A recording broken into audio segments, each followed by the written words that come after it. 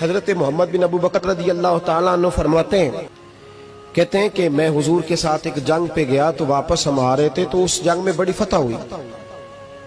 5واں حصہ مال غنیمت کا ہم نے سرکار کی بارگاہ میں نذرانہ پیش کیا تو 80 اونٹ حضور کے حصے میں بھی آئے، اتنا نفع ملا.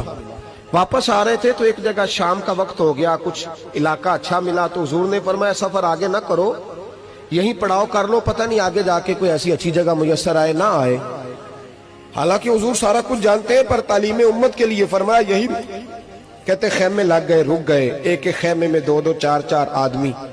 فرماتے میرے خیمے میں حضرت محمد بن ابو بکر جناب ابو بکر کے صاحبزادے تو میرے خیمے میں جو صحابی تھے نا وہ بڑے موٹے تازے تھے، بڑے وجود ان کا بسطۃ فی العلم والجسم، موٹے تگڑے. مغرب کی نماز پڑھنے ہم حضور علیہ الصلوۃ والسلام کی بارگاہ عالی مرتبت